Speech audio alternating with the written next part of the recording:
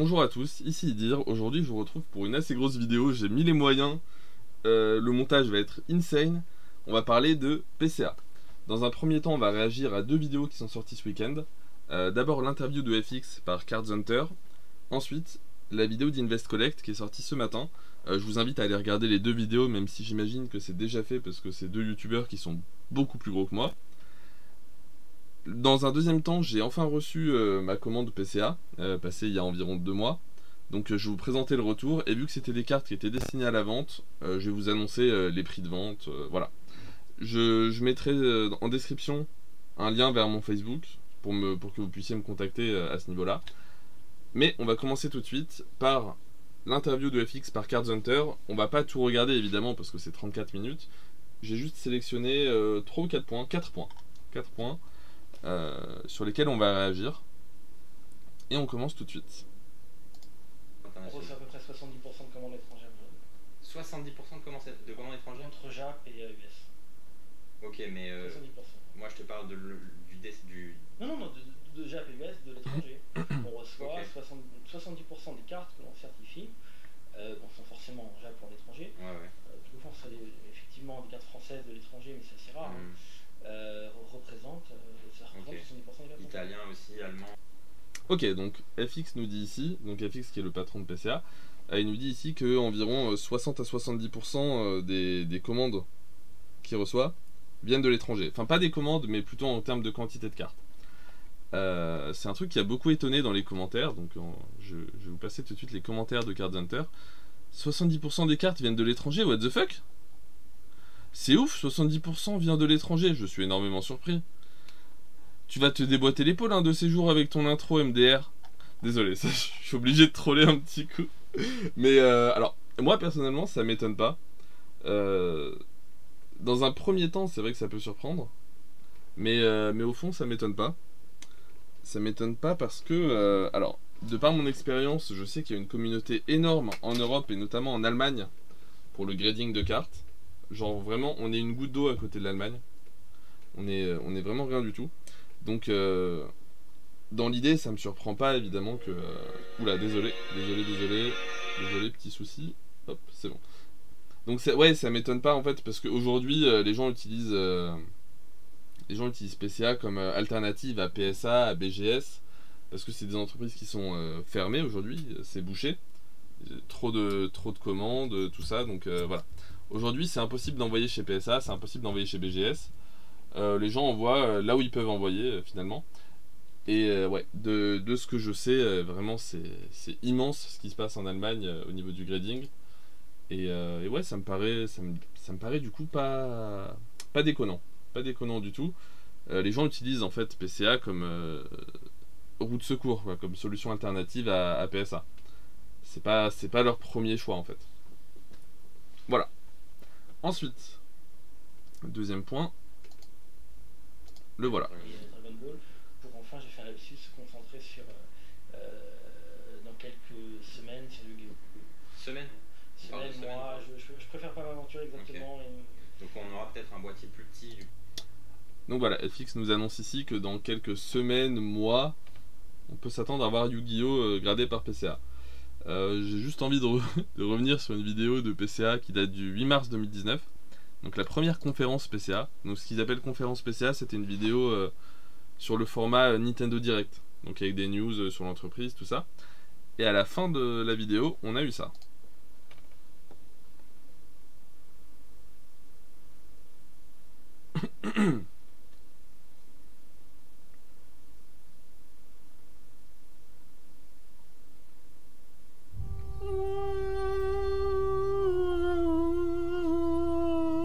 À toi de jouer!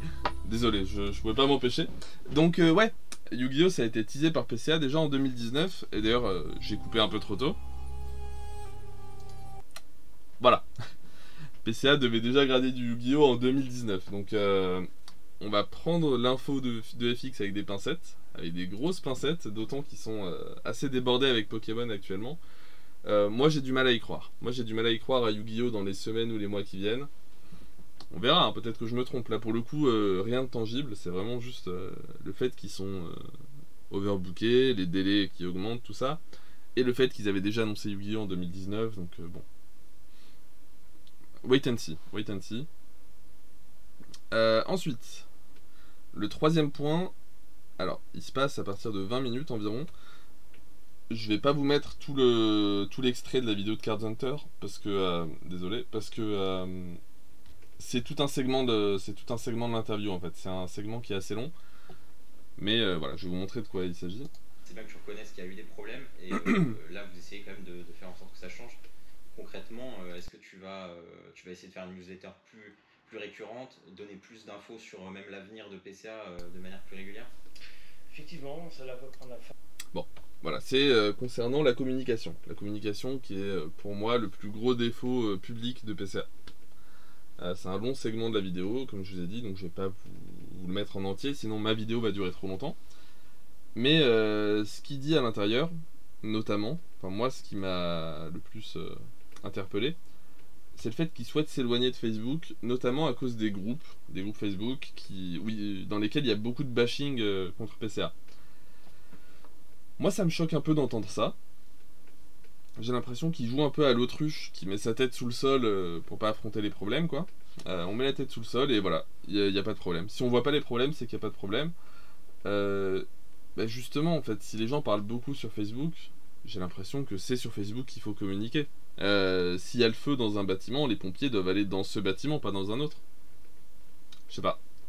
Alors, ensuite, comment communiquer sur Facebook? Est-ce que l'idéal c'est d'aller directement dans les groupes Facebook ou pas? Je sais pas. Mais le fait, par exemple, d'avoir refusé de mettre la newsletter sur la page Facebook de l'entreprise, ça me semble... c'est très surprenant quand même, pour rester correct. Enfin, en vrai, ça me semble aberrant.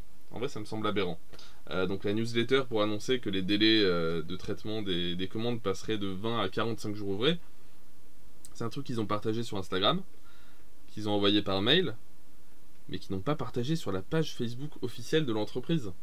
Je parle même pas d'aller sur les groupes et aller poster sur les groupes, mais sur la page Facebook de l'entreprise quand même.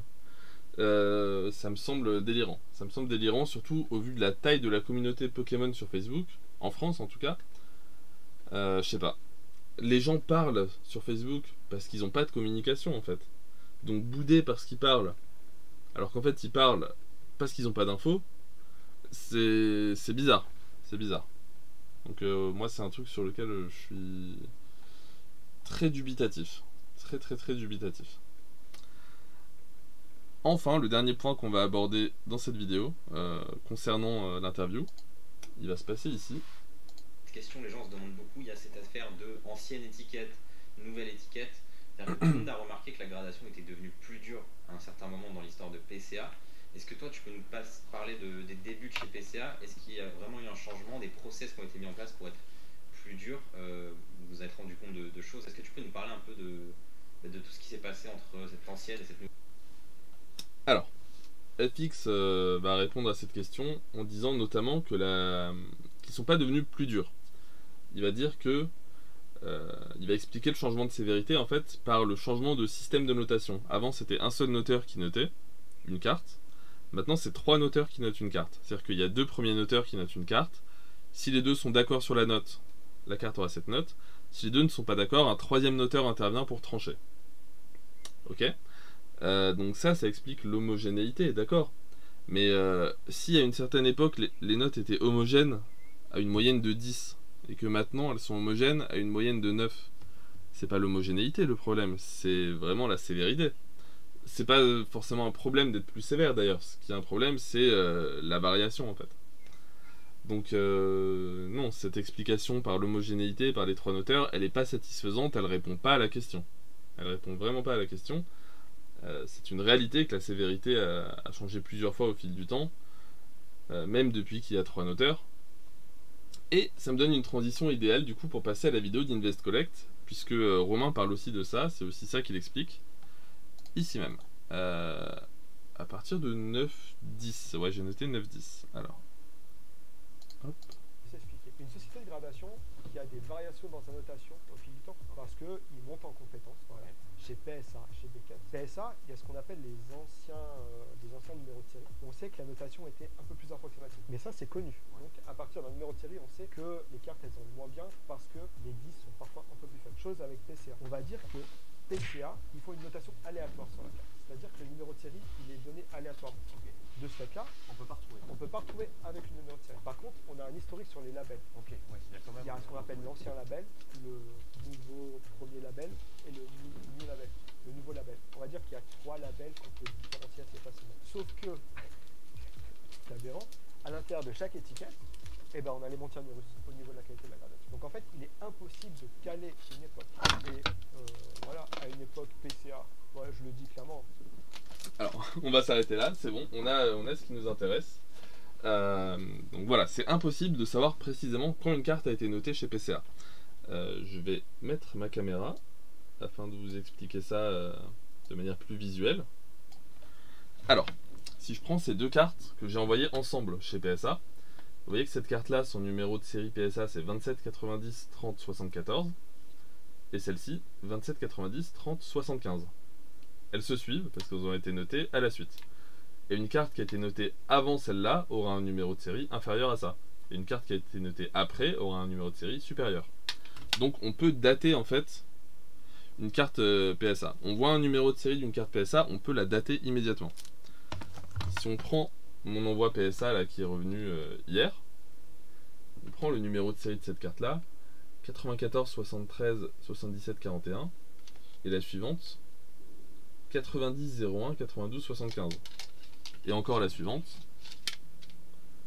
66 35 67 31. Il n'y a aucun sens. C'est des numéros qui sont au hasard et qui permettent pas de dater quand une carte a été notée. Voilà. C'est dur d'en vouloir à une entreprise jeune, très jeune même, qui cherche à se calibrer et à trouver la notation juste et idéale.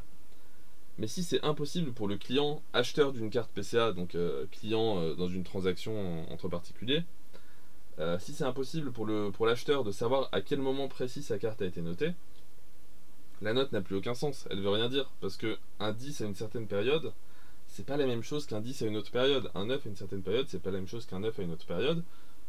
Aujourd'hui, c'est bien simple, on a une période où le 10+ n'existe plus, ou presque. Et même le 10, c'est compliqué, parce que vous allez voir dans la deuxième partie que j'ai pas eu un seul 10 de mon envoi, alors qu'il y a du japonais récent et qu'on connaît la qualité du japonais récent. Donc un 10 aujourd'hui, c'est une carte d'une qualité exceptionnelle, alors qu'à une autre époque, un 10 sur du japonais, c'était la norme. Presque toutes les cartes japonaises avaient 10. Donc ouais, on est dans une période aujourd'hui notamment où la notation est très sévère. Price Pokémon l'explique bien dans sa dernière vidéo, d'ailleurs, que je vous invite à aller voir. Donc voilà, on a un souci sur la signification des notes, parce qu'on n'est pas capable de savoir quand la note a été donnée, précisément, et donc on n'a pas possibilité de savoir ce qu'elle veut dire. On pourrait, si on avait une datation précise, on aurait pu avoir une sorte de dictionnaire, entre guillemets, enfin je sais pas comment dire, mais voilà, dire que par exemple 9,5 de cette date-là, ça équivaut à 10 de cette date-là, qui équivaut à 9 de cette date-là. On pourrait avoir des équivalences claires, et donc avoir un système qui permet aux acheteurs de s'y retrouver, aux collectionneurs en fait de s'y retrouver. On l'a pas. On a juste deux dates qui correspondent à deux changements d'étiquette, mais c'est pas suffisant parce qu'au sein même d'une étiquette, il y a eu des variations aussi. Donc c'est pas suffisant. Deuxième point évoqué par Romain. Ah ça va, j'ai pas montré. Vas-y, je montre quand même. Romain, je suis désolé pour cet arrêt sur image. Alors, on passe au point suivant, la base de données. Première chose. Deuxième chose, la base de données. Elle mélange édition 1, édition 2, US, enfin toutes les langues. Donc de ce fait-là, on va regarder une population de cartes qu'on est incapable de savoir, puisqu'au final tout est mélangé. Édition 1, édition 2, toutes les langues. Ah ouais, donc si j'ai, imaginons, on raccroche ça de base édition 1, PCA 9, imagine. Là, du coup, demain, je veux voir combien il y en a à grader. Bah, on va regarder là, je pense qu'on peut le mettre ici. Et donc, du coup, là-dedans, dans ce chiffre, tu es en train de me dire qu'il y a le français, l'US, le japonais, l'italien, l'espagnol, l'allemand, le néerlandais, le chinois, le coréen. Édition 1 et une ligne. Édition 1 et une ligne. Point de vue. Voilà, alors, il y a juste un truc à rectifier, c'est qu'a priori, il n'y a pas le japonais. Le japonais n'est pas mélangé au reste, pour une raison simple, c'est que les séries japonaises sont différentes des séries occidentales. Si on prend Reine de glace par exemple, Reine de glace en anglais, en français, en allemand, en je sais pas quelle langue c'est sorti, c'est exactement la même série, mais qui est juste traduite. En japonais, c'est des séries différentes. C'est 3 séries japonaises qui ont été combinées, modifiées, machin, pour faire Reine de glace occidentale. Donc pour le coup, les cartes japonaises sont à part. Dans la population, tout ça. Parce que c'est des séries vraiment différentes. Maintenant, est-ce que ça veut dire que la population, la base de données marche bien sur le japonais? Je suis pas sûr. Voilà, je vous présente la population de mon Kyogre, donc mon Kyogre Amazing, que vous allez voir plus tard. Donc ça, c'est mon Kyogre Amazing qui a eu 9. Dans l'effectif, on constate qu'il y a 18 PCA 9, 51 PCA 9,5, 19 PCA 10, ce qui fait au total 88 cartes gradées, aucun sur les autres notes. Et pourtant, on me dit que la population, c'est 141. Là, j'en compte 88, donc où sont les 12 plus 41, les 53 autres? Je sais pas où sont les 53 autres, donc il y a quand même un souci au niveau de la base de données, même pour le japonais. Est-ce que les autres c'est des français? Bah non, parce que si on regarde, voilà, ça c'est la base de données pour le français, bah c'est pas du tout la même chose. Et pour le français, on a 408 en population, donc qui est pour le coup a priori mélangé avec toutes les autres langues. Mais encore une fois, si on additionne tous les effectifs, ça fait pas du tout 408, ça fait 125, 127, 129, 131. Il n'y a aucune cohérence au niveau de la base de données. Il y a un gros souci de base de données pour le coup qui est indéniable. D'ailleurs, on peut reprendre un point du point précédent, pardon. On a la date de certification de notre carte. 2021, sauf que la date c'est bien, mais il aurait fallu la date précise. Si on avait la date précise, pour le coup, ça corrigerait pas mal le problème de la variation de notation, parce qu'on pourrait dater les cartes. Là, en ayant juste l'année, c'est pas suffisant. C'est mieux que rien, mais c'est pas suffisant, parce que au sein d'une même année, il y a eu des variations de notation, de sévérité. Donc on a ça, c'est mieux que rien, mais c'est pas encore suffisant. Dernier point de la vidéo d'Invest Collect, c'est pas le point le plus mince, c'est le truc le plus hardcore. J'ai hésité à réagir à ça ou pas. Je vais réagir quand même, je vais réagir. Vous avez leur carte complètement abîmée, c'est-à-dire que la notation était sur du 9, 9,5, la carte a été pliée en deux en fait. Il est bend à mort pour que ça rentre dans le case. Ça c'est une info, elle est vraie, ça sera démenti par PCA, mais l'info elle est vraie, et ça c'est moi qui le dis. C'est ma responsabilité, c'est moi qui le dis. Les cartes il est bend parce que leur case il est pas bon. Du coup, c'est pour ça. Voilà, donc Romain nous affirme que PCA bend les cartes, donc les plie, les courbes, pour pouvoir les faire rentrer dans le case, parce qu'il y a un souci avec le case. Il dit que voilà, c'est son info, lui il affirme que c'est vrai, et PCA va démentir. Moi j'ai envie de dire que PCA va pas démentir, parce que cette info, on peut la vérifier dans une vidéo en partenariat avec PCA. C'est une vidéo qui est sortie sur la chaîne de David Lafarge, il y a quelques années, je crois. Au moment de Soleil et Lune, Tempête Céleste, en fait. Allez, pour le kiff, on se fait un petit... Hey, salut tous ces amis, c'est Dale, la Pokémon, j'espère que vous allez bien aujourd'hui m'écouter, c'est un super heureux les amis, on se retrouve. Ok. Alors, dans cette vidéo, le concept de cette vidéo, qui était réalisé en partenariat avec PCA, c'est qu'il ouvrait un display Soleil et Lune, Tempête Céleste, et puis il va emmener quelques-unes des cartes qu'il a piochées directement dans les locaux de PCA, se faire grader. Donc ici on voit que les 3 cartes qu'il a ramenées sont parfaitement plates. C'est normal, il vient de les sortir de booster, il n'y a aucune raison qu'elles soient courbées, elles sont plates. Voilà. Si on avance dans la vidéo... Alors cette vidéo n'est plus disponible sur YouTube, il faut le savoir. J'ai pris la précaution, à l'époque où elle était dispo, j'ai pris la précaution de la télécharger, parce que je me suis dit que c'était quand même une vidéo, c'était quand même une pièce à conviction majeure. Donc voilà, je l'ai téléchargée, je l'ai toujours. Et dans cette vidéo, qu'est-ce qu'on va constater? Donc là, les cartes, on voit qu'elles sont parfaitement plates. Carte Pokémon vraiment aussi. Et juste avant d'être gradé, en fait, juste avant de passer à la machine, on va voir que c'est vraiment plus du tout le cas, en fait. Voilà, là déjà, on voit que c'est des ponts, quoi. C'est plus des cartes, c'est des ponts. Notamment L et L. Je sais pas si on voit mon curseur d'ailleurs dans la vidéo, mais... Ouais, celle de gauche et celle de droite, c'est des ponts. Et si on prend vraiment... Alors l'image la plus parlante, ça va être vraiment juste avant d'être encapsulé, voilà. Là on voit que la carte est courbée, quoi. Ça confirme ce que dit Romain dans la vidéo d'Invest Collect. Et mine de rien, pour arriver à un tel résultat, il faut y aller. Hein. Alors hop, je mets ma caméra. Voilà, je prends une carte que je viens de sortir de booster, un Voltorb de Légende Brillante, qui est parfaitement plat. Donc on peut imaginer qu'ils font un truc comme ça, quoi. Un truc comme ça, hop. J'imagine qu'ils essayent d'y aller quand même un peu délicatement, mais en même temps, il faut quand même y aller pour avoir un résultat. Là, vous voyez qu'avec tout ce que j'ai fait, c'est quand même pas suffisant. Hein. Je pense qu'il faut plutôt faire un truc comme ça. Enfin, je sais pas précisément quels gestes ils font, qu'est-ce qu'ils font, mais bon voilà, là on a une carte qui est quand même un peu courbée. Voilà, a priori c'est ça. Donc ouais, dans la vidéo de David, on les voit pas faire carrément ça. Mais on voit le résultat, quoi. On voit cette carte qui est totalement courbée alors qu'elle était toute plate à la base. Et c'est une vidéo réalisée en partenariat avec PCA. Alors, voilà, l'idée, comme l'a dit Romain, c'est que leur case, il y a un souci avec leur case. Je crois que c'est avec la méthode de scellage, mais je suis pas sûr. Je crois qu'il y a une histoire de scellage par vibration, donc si la carte est toute plate et que ça vibre, la carte peut se barrer du boîtier et donc causer des problèmes, parce que si tu scelles alors que la carte s'est barrée de son emplacement, t'écrases la carte. Donc l'idée, c'est de la courber pour qu'il y ait plus de points d'appui, pour que la carte soit plus en équilibre et qu'elle ne bouge pas lors de la vibration. Donc ça permet d'éviter les dégâts, mais tu courbes les cartes, quoi. Et ensuite, une fois qu'elles sont scellées, vu qu'elles sont écrasées entre guillemets par le boîtier, a priori elles sont censées redevenir plates. Voilà. Donc c'est à prendre ou à laisser.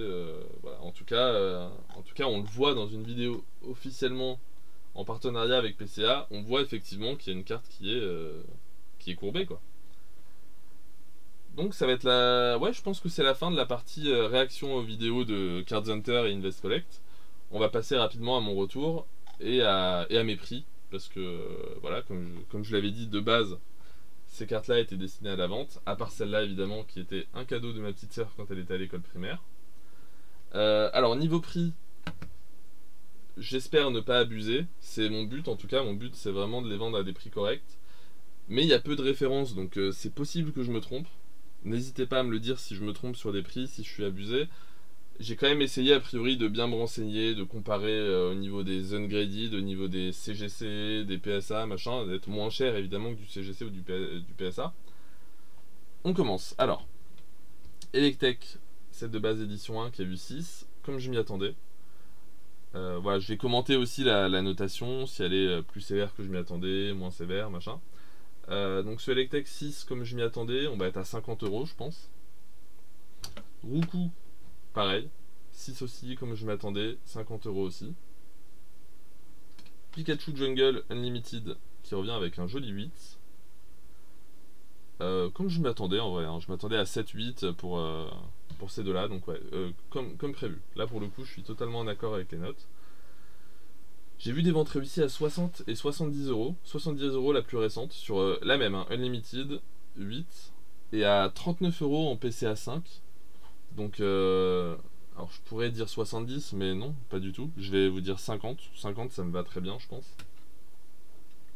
Pour le K-Minus en 7, alors vraiment pas de ref en PCA, donc je vais dire un truc genre 25. Voilà, j'espère que c'est correct, 25. Alors, pour tout ce qui est holo japonaise, c'est des cartes que j'avais triées qui me semblaient clean, mais pas assez pour viser le PSA 10, qui serait plutôt des PSA 8 ou 9 à mes yeux. Donc 8 ça me va. Alors c'est la seule carte pour laquelle j'ai repéré un petit souci, une petite poussière noire qui est restée dans le boîtier, malheureusement. Mais c'est assez mineur quand même par rapport aux défauts, aux soucis qu'on a pu voir ailleurs. Pour ces Léviateurs Obscurs PCA 8, je vais être à 50 € je pense. 50, hein, pas 150. Ma langue elle est un peu fourchée, mais on est bien à 50. Pareil pour la Lakazam Obscure. En vrai, les boîtiers sont jolis quand même, hein, il faut le dire. Je le dis d'ailleurs, hein, j'ai jamais dit le contraire et je l'ai dit de moi-même plusieurs fois. Les boîtiers sont vraiment sympas en vrai. Malgré les défauts de l'entreprise, tout ça, il y a des qualités.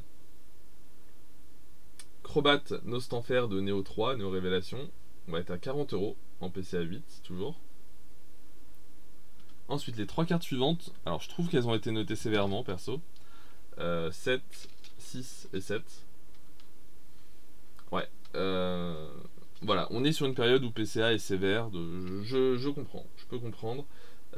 Ces 3 cartes là elles vont pas être à la vente, elles vont subir une certaine expérience sociale, on va dire. Voilà, vous serez au courant plus ou moins bientôt, on va dire. Ensuite on a un Ramolos McDo de la mini-série McDo 2002 japonaise, exclusivité japonaise évidemment. Alors je pense être correct en disant 125 € pour cette carte là en PCA 9. J'espère ne pas me gourer. J'ai l'impression que c'est ok. Alors 125 €, quand on entend 125 €, c'est une somme, mais pour cette carte là ça me semble good. Voilà. Ensuite on a un Arceus de Platine 4, Advent of Arceus, avec une brillance qui est assez incroyable et assez unique.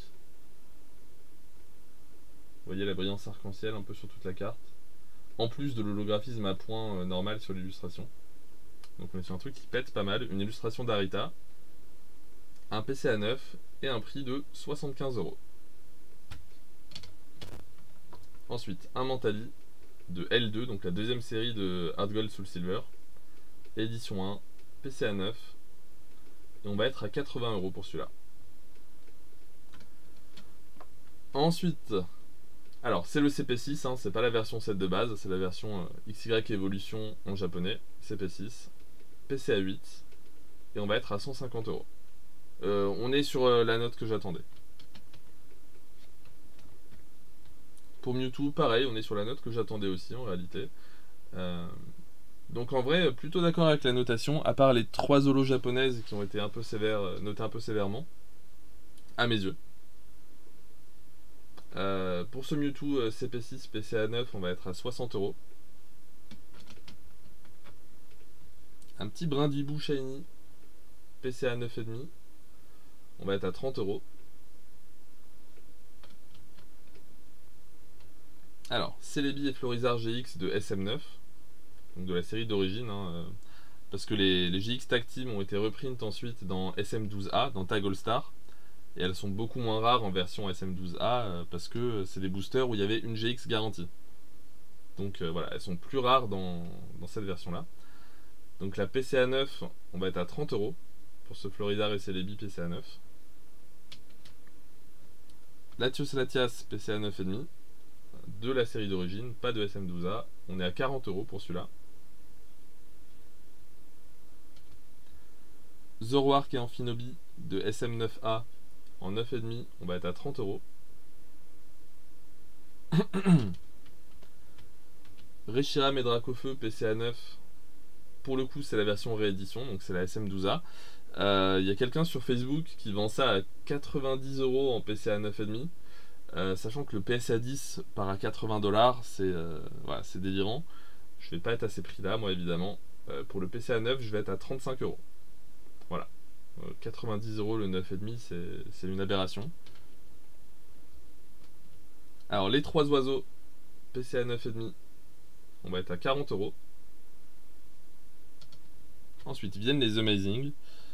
Alors ce Kyogre, pourquoi il a eu 9? En vrai, je sais pas trop, mais je sais que j'ai pas envoyé mon tout meilleur Kyogre non plus. Ouais, il y a. Alors. Ouais. Il y a du point blanc ici. Bah, pourquoi pas. Après, voilà, comme j'avais dit, je crois, dans la vidéo, j'ai pas forcément envoyé mes tout meilleurs exemplaires. Donc, un 9, pourquoi pas. Donc, ce Kyogre Amazing PCA 9, il va être à 25 €. Ensuite, les 9,5. Ils vont être à 35 €.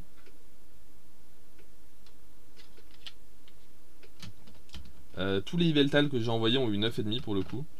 Comme j'avais dit dans la première partie, j'ai pas eu un seul 10 malheureusement. Donc on va être à 35 € aussi. C'est des Amazing aussi. Hop, 35 €. Et enfin, les Charizard Illustration Grand Prix. J'ai vu des prix délirants sur eBay pour ça. Je me sentirais mal de vendre à ces prix là. Vraiment, j'ai vu des PCA 9 à 50 balles, des PCA 9,5 à 60 et quelques. Non merci. PCA 9, j'en ai deux. J'en ai eu deux qui ont eu 9. Ils vont être à 30 € l'unité. Tous les autres ont eu 9,5.